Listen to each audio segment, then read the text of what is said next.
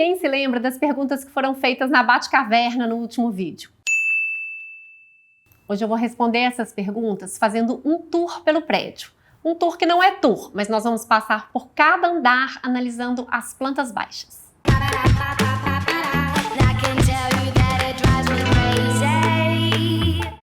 Para quem não viu o primeiro vídeo desse prédio, pode ficar um pouco perdido por aqui hoje. Então minha sugestão é que você volte, assista esse vídeo e depois termine de assistir esse aqui. Para vocês lembrarem de qual projeto nós estamos falando, eu vou passar as imagens de uma vez.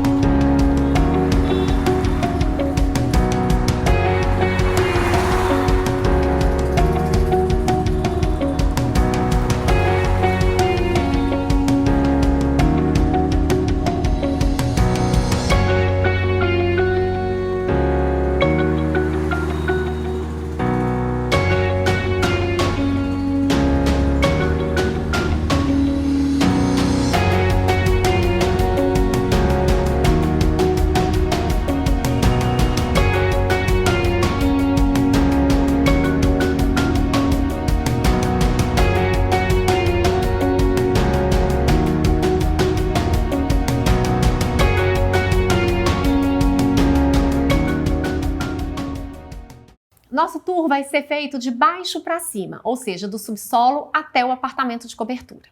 Aqui está a planta do subsolo. No subsolo do prédio, nós temos 16 vagas de garagem e o subsolo ele ocupa quase todo o terreno, ou seja, nós estamos encostados nas divisas laterais e de fundos. Só na frente que a gente teve que descontar aquele afastamento de 4 metros que é obrigatório na legislação. A rampa de acesso a esse andar, ela está do lado esquerdo, ou seja, no ponto mais baixo do terreno. Porque se a rua tem um desnível, a gente não vai escolher o ponto mais alto para chegar no ponto mais baixo do subsolo. Nós teríamos uma rampa mais longa.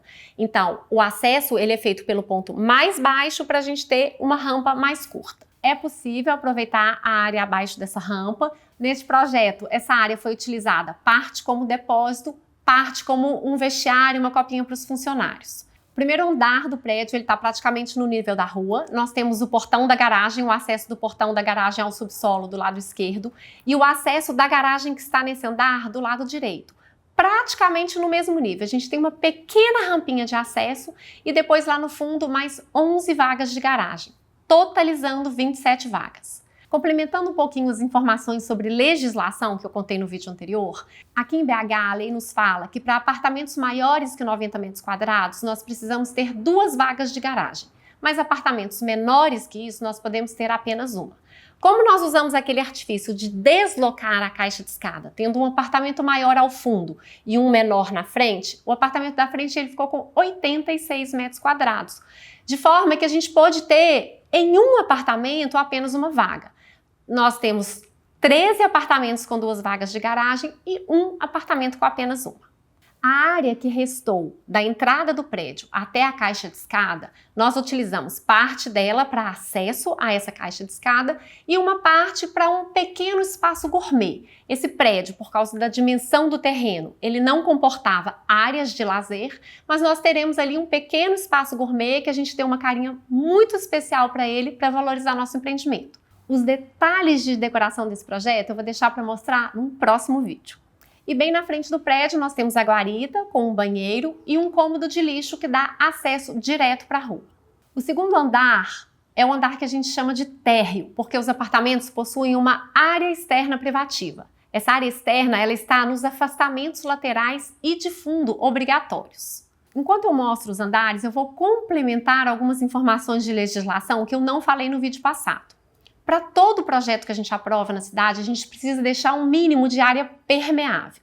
Geralmente, para os terrenos comuns, aqui em BH, essa área permeável ela é de 20%. Não é obrigatório que essa área esteja sobre terreno natural. No caso, nós temos um pouquinho de jardim sobre terreno natural lá no primeiro andar, mas o restante dessa área permeável ela foi complementada com jardineira. E essas jardineiras, elas estão dentro das áreas privativas dos apartamentos. Isso é possível fazer. Tem uma pequena questão quando a gente não coloca a área permeável sobre terreno natural que a gente tem que levar em conta no projeto. A lei nos obriga a ter uma caixa de captação. O que é isso? Essa água que essa jardineira recebe, ela não pode ser jogada diretamente na rede de esgoto. Ela precisa cair primeiro numa caixa de captação, que é como se fosse uma cisterna, e dessa caixa de captação, ela é liberada aos poucos para a rede pública de água pluvial. A forma e a localização dessas jardineiras é livre. Como a gente tinha só 3 metros de afastamento lateral, se eu desse a volta no prédio de jardineira, eu quase não ia ter área livre de terraço. Então, em projeto, nós optamos por jogar essa jardineira só de um lado para deixar o terraço do outro lado todo liberado para uso. Agora a gente vai passar para o andar tipo, ou seja, do 3º ao 6º pavimentos, a torre é totalmente igual. Nós fizemos 2 modelos de andar tipo, um modelo com 2 quartos e um modelo com 3 quartos, porque a construtora ainda não tem certeza do que ela vai entregar. Então, o projeto já foi pensado para essas 2 situações e eu vou explicar isso agora para vocês. A planta do tipo A, ela tem 3 quartos. A gente vai notar que o apartamento dos fundos é um pouco maior que o da frente, como eu já contei anteriormente. Os quartos do fundo com banheiro, eles possuem exatamente as mesmas dimensões no apartamento da frente e dos fundos, e o que mudou foi a profundidade da sala e cozinha. Toda essa estrutura de sala e cozinha, ela ficou um pouquinho mais apertada no apartamento da frente. Nesse apartamento com os 3 quartos, esse 3º quarto, ele é reversível. Então, o que nós fizemos? Ele já foi projetado para que as paredes elas sejam construídas em drywall, para que essa parede seja facilmente retirada, transformando o apartamento num apartamento de 2 quartos mais amplo. Para evitar o problema do piso nessa modificação de planta, foi decidido em projeto que o piso desse 3º quarto vai acompanhar o piso da sala, ou seja, vai ser um piso frio. Os 2 quartos do fundo eles vão ter um piso laminado ou um piso vinílico de madeira, um piso mais quente. Mas, como o 3º quarto, muitas vezes ele é utilizado ou como sala de televisão ou como um escritório, ele pode ter o piso frio, mesmo que ele funcione como um ambiente separado da sala. E no caso dele ser revertido para a sala, aquela estrutura de piso ela já está pronta para ser sala. A cozinha do apartamento, ela é pequena, compacta, mas integrada, parcialmente integrada a essa sala. Ela não se abre para a sala de estar, ela é parcialmente fechada, mas ela tem uma bancada americana que se abre para a sala de jantar. E ela fica mais ampla, mais arejada. Primeira pergunta que eu vou responder da Batcaverna. Como foi pensada a composição de fachada desse prédio? Notem que tanto a fachada frontal quanto a fachada posterior, que fazem pano de fundo para esses 2 quartos, elas não possuem aberturas. As janelas desses ambientes estão para as laterais do prédio. Por quê? Fora a questão estética que a gente vai tratar lá na frente em outro vídeo, existe uma questão de insolação. O bacana de a gente ter um apartamento de frente e de fundos no prédio é que a gente pode tratar esses 2 apartamentos da mesma forma no quesito sol, incidência solar. Quando a gente tem um apartamento de lado, a gente tem um apartamento vai tomar, por exemplo, o sol da manhã, o outro apartamento vai tomar o sol da tarde. Ou um apartamento vai tomar sol o dia inteiro, que é o norte, e o outro não vai tomar sol nenhum, vai ser gelado. A gente vê isso acontecer em várias edificações. Quando a gente tem de frente e de fundo, a gente consegue trabalhar os 2 apartamentos da mesma forma. E foi isso que eu fiz. As principais aberturas, na sala, a gente tem um pano de vidro do piso ao teto. Ou seja, bate, o sol entra bastante, mas pela manhã, que é um sol mais fraco, e a sala ela tem o resto do dia para se esfriar. No apartamento tipo B, a gente já deixou o layout preparado para a situação de 2 quartos. Então, o layout da sala, ele muda um pouquinho em relação ao de 3 quartos. Por que nós fizemos isso? Para que a gente tivesse também um projeto de instalações pensado para a situação de 2 quartos. Lá na frente, durante a obra, a construtora vai decidir quantos apartamentos ela vai entregar, com 2 ou com 3 quartos. Então, a gente já deixou essa infraestrutura toda pensada e toda preparada para a obra. Um outro tema muito interessante de vídeo para essa série seria a gente falar sobre essa história das instalações, como que elas devem ser pensadas. Questão de shaft, de área técnica para condensadora de ar-condicionado, a questão hidráulica, é muita coisa para a gente falar. Essas questões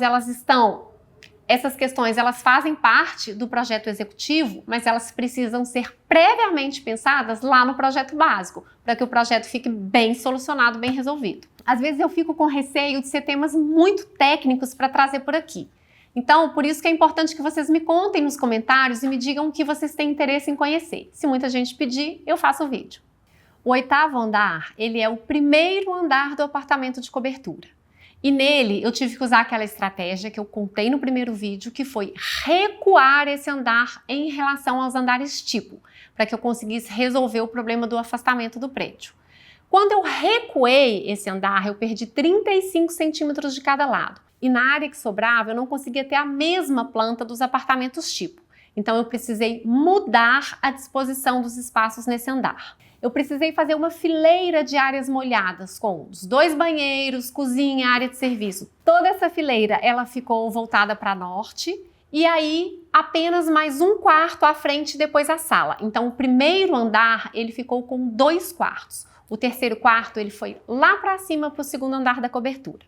Soluções desse tipo, da gente recuar um andar em relação aos andares de baixo, são muito interessantes, mas elas têm consequências, tanto na estrutura do prédio quanto na parte de instalações. E que consequências são essas? Normalmente, a estrutura de um prédio ela é perimetral. Nós temos vigas e pilares contornando a forma daquele prédio. Pilares nas quinas, vigas unindo esses pilares. Quando a gente recua um andar, quer dizer que essa estrutura ela não vai poder seguir direto. Se esse andar está recuado, aquela estrutura que vem de baixo ela vai ficar para fora. E a gente precisa recuar essa estrutura também. Quando essa diferença está nos andares de cima, ela é menos grave. Por quê? Os andares de cima eles recebem menos carga do que os andares de baixo. No caso do 8º pavimento, ele só está recebendo a carga do segundo andar dessa cobertura, que é bem menorzinho, e da caixa d'água que eventualmente pode estar ali em cima. É uma carga pequena, a gente consegue adequar isso mais facilmente e com custo baixo. Quando essa mudança de estrutura está lá embaixo, na garagem, por exemplo, às vezes a gente precisaria desviar um pilar que está caindo em cima de uma vaga. Isso tem um custo muito alto, a gente chama isso de transição de pilares.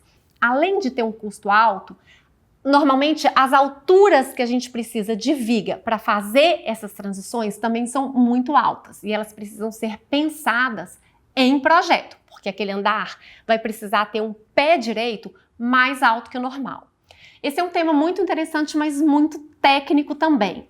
Eu já projetei um prédio que tinha 10 metros de largura, que nós precisamos fazer a transição de todos os pilares para conseguir resolver a garagem. É um prédio super bacana e se vocês tiverem interesse em aprofundar nesse tema, eu também posso fazer um vídeo específico sobre isso. Por hora, essa explicação rápida já é suficiente para vocês entenderem o contexto.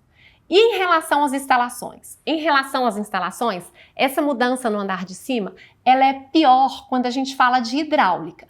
Por quê?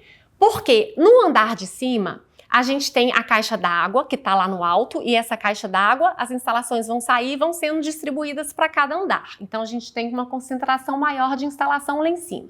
Além disso, a gente tem a prumada das descidas de água pluvial, dos terraços, que normalmente estão nas pontas também.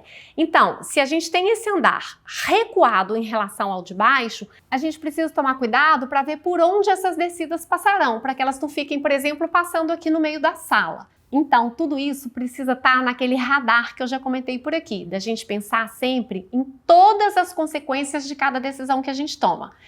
Claro, eu não resolvo isso tudo sozinha, eu conto com a ajuda da equipe de projetistas, o calculista, a equipe de projetistas das instalações, nós estamos sempre nos comunicando para dar as melhores soluções para o projeto. Um ponto importante quando a gente faz apartamento de cobertura é pensar na localização da escada também. Porque essa escada ela precisa ter uma localização estratégica embaixo, mas também estratégica em cima, para que a gente tenha um bom aproveitamento dos espaços nos 2 andares. Essa escada, quando ela chega no 9º pavimento, ou seja, no segundo andar da cobertura, ela dá para uma sala, uma pequena sala, e ali a gente tem mais um quarto com um banheiro do lado de fora. Por que esse banheiro ficou do lado de fora e nós não fizemos uma suíte? Porque esse banheiro ele vai atender também a área externa dessa cobertura. Essa área externa ela não vai ser entregue com piscina ou com spa. Mas é importante que a gente deixe previsto em projeto essas instalações. Por quê? Principalmente por causa de carga.